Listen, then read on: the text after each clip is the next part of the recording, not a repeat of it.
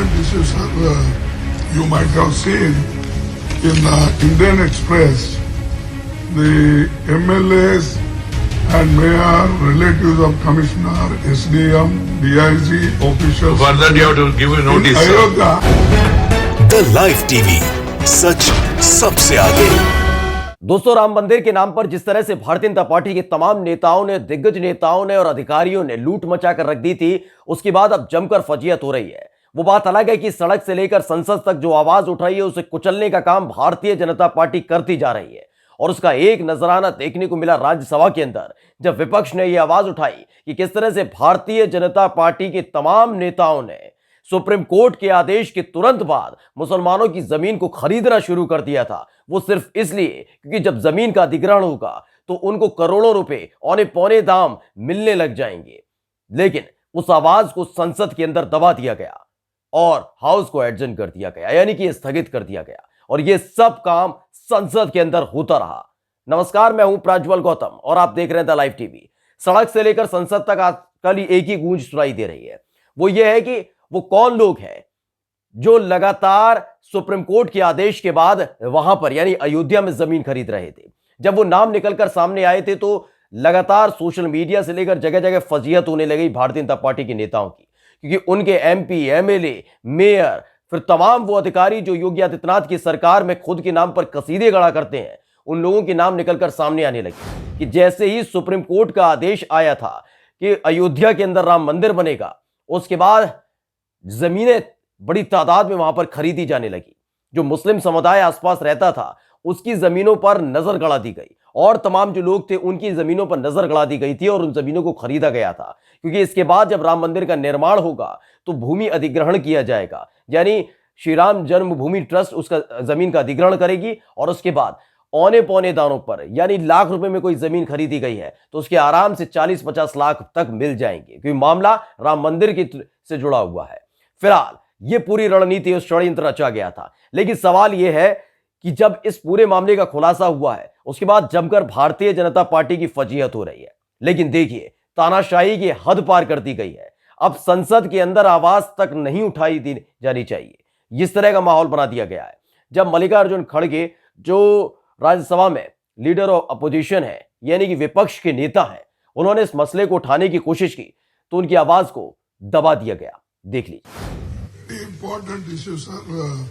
You might have seen in Indian Express, the MLAs and mayor, relatives of commissioner, SDM, DIG, officials. Further, you have to give a notice. In Ayodhya. Karge, No. please, no. Sir.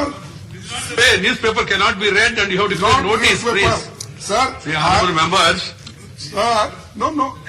Sir, you take note.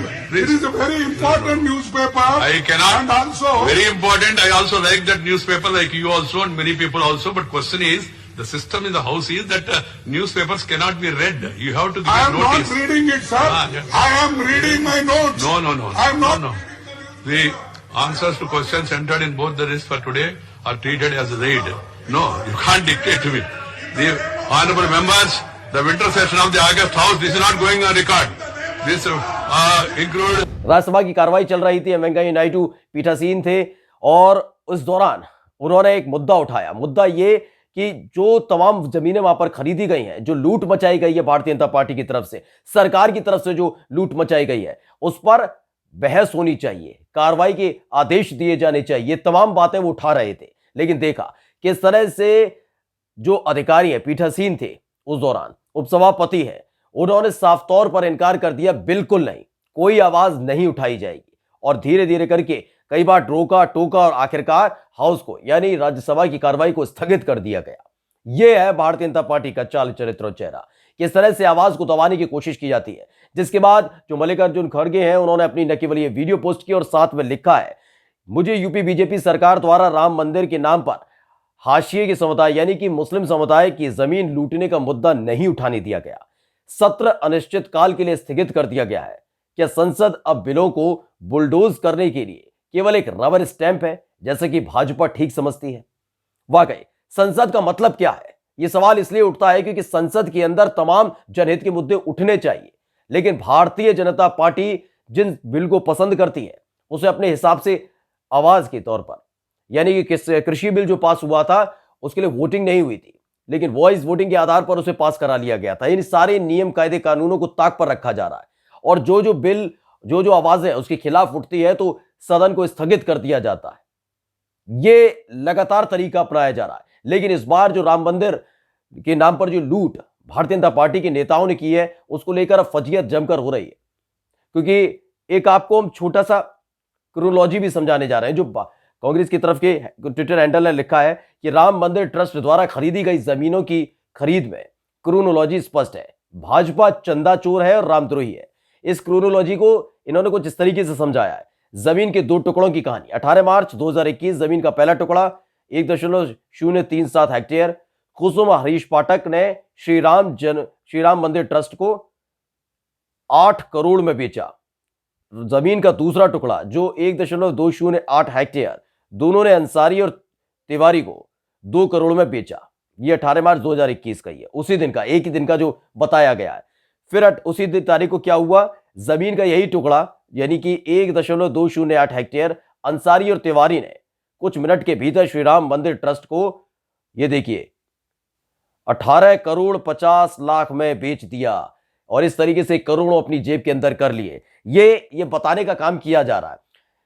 जो ये कहानी है, ये कहानी किसी के सामने ना आए, इसके लिए तमाम तरह के प्रयोग किए जा रहे हैं। कहा जा रहा है कि मुख्यमंत्री योगी आदित्यनाथ ने जांच के आदेश दे दिए, लेकिन क्या कर रहे थे मुख्यमंत्री योगी आदित्यनाथ? बार बार तो पहुंच जाते हैं अयोध्या। उनको यह पता नहीं था कि किस तरह से जमीनें खरीदी जा रही हैं? क्या उनको इस बात की भनक तक नहीं लगी कि उनका प्रशासन भ्रष्ट हो चुका है? वहां जो डीआईजी के तौर पर नियुक्त किए गए थे दीपक कुमार, वो जमीन खरीद रहे हैं, उनको नहीं पता था? वहां का मेयर कितना भ्रष्ट है उनको नहीं मालूम होना चाहिए था?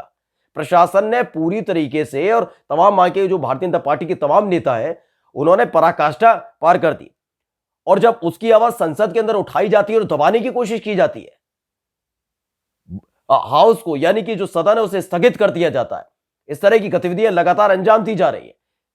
आवाज सुनने को कोई तैयार नहीं है इन सबके बीच जो उनके पुराने साथी रहे हैं और राम मंदिर को लेकर बेहद उत्साहित है, यानी शिवसेना, उन्होंने भी आवाज बुलंद कर दी है। संजय राउत ने साफ तौर पर कहा कि राम मंदिर के नाम पर ये लोग मलाई खाने आए। बयान सुन लीजिए। देखिए, मंदिर के लिए लड़ने वाले हम लोग थे, लोग शहीद हो गए। पूरी सरयू जो नदी है वो करसेवकों के खून से लाल हो गई थी। हमने देखा है, हम वहां थे उस वक्त, हमने देखा है। और अब ये मलाई खाने के लिए राम मंदिर के नाम पर ये लोग आए थे। तो देखा आपने किस तरह से अब हमलावर नजर आ रहा है विपक्ष भी, और पूरी तरीके से, क्योंकि ये मुद्दा भी बेहद संवेदनशील है। क्योंकि एक ऐसी पार्टी जो राम मंदिर के नाम पर सिर्फ सत्ता का स्वाद चखती रही हो, उसी पार्टी के नेता जब चंदा चोरी करने लग जाते हो, उसी पार्टी के नेता जब जमीन की चोरी करने लग जाते हो और औने पौने दाम पर श्री राम जन्मभूमि ट्रस्ट को बेच देते हो कि लीजिए हम राम जन्मभूमि ट्रस्ट को देते हैं और इसी पर राम मंदिर बनना चाहिए। और हकीकत जब निकल कर सामने आई कि जैसे ही सुप्रीम कोर्ट का आदेश आया था और आदेश के फौरन बाद इन लोगों ने जमीन खरीद ली थी, चाहे वो ऋषिकेश उपाध्याय हो जो मेयर है वहां के, चाहे एमपी एमएलए हो, चाहे वो डीआईजी हो तत्कालीन यानी दीपक कुमार, ये तमाम लोग हैं। इन लोगों ने सुप्रीम कोर्ट के आदेश आने के फौरन बाद वहां पर जमीन खरीदनी शुरू कर दी थी और श्री राम जन्मभूमि ट्रस्ट ने इनसे जमीन खरीद भी ली। औने पौने दाम पर करोड़ों में जमीन खरीदी गई, लाखों में खरीदी, करोड़ों में खरीद ली गई इनसे। और इस तरीके से मात्र 5 से 6 महीने, 1 साल के अंदर करोड़ों छाप भी लिए गए और ये काम लगातार जारी है। पैसा किसका गया? पैसा उनका गया जो आपके और हमारे जैसे लोग थे, जिन्होंने श्री राम मंदिर के लिए चंदा दिया है। उन लोगों का चंदा, जो पैसा उससे रकम चुकाई गई है इनको। इन चंदा चोरों को रकम चुकाई गई है, इन जमीन चोरों को रकम चुराई गई है, भाजपा के इन तमाम नेताओं को रकम चुकाई गई है कि आप अपनी जमीन श्री राम जन्मभूमि ट्रस्ट को दीजिए जिससे राम मंदिर बन सके। और ये पूरी जो घोटाला है, भ्रष्टाचार एकाएक खोलकर सामने आ गया है। वो बात अलग है कि अब मुंह दिखाने के काबिल नहीं बचे हैं भारतीय जनता पार्टी के तमाम नेता। संसद के अंदर मुंह छुपाया जा रहा है कि कैसे भी करके ये मुद्दा संसद में ना उठे, राज्यसभा के अंदर ना उठे, सड़क पर ना उठे। सोशल मीडिया पर लोग आजकल जो लिख रहे हैं उसका जवाब देने के लिए कोई अंधभक्त सामने नहीं आ रहा, भाजपा के नेता सामने नहीं आ रहे। ये बताने के लिए काफी है किसी के सगे नहीं है। ये सिर्फ सत्ता के भूखे हैं, पैसों के भूखे हैं। सत्ता के भूखे इसलिए क्योंकि इनको शर्म नहीं आती भगवान श्री राम के नाम पर इतना गंदा और घिनौना काम किया है। और पैसे के भूखे इसलिए क्योंकि जमीन पहले खरीदी जाती है और उसे ऐसे पैसों, ज्यादा पैसों में, जो सस्ते में खरीदी जाती है, ज्यादा पैसों में श्री राम जन्मभूमि ट्रस्ट को दे दिया जाता है कि राम मंदिर बनवाइए। ये सत्ता और पैसा दोनों के भूखे। नमस्कार। द लाइव टीवी, सच सबसे आगे।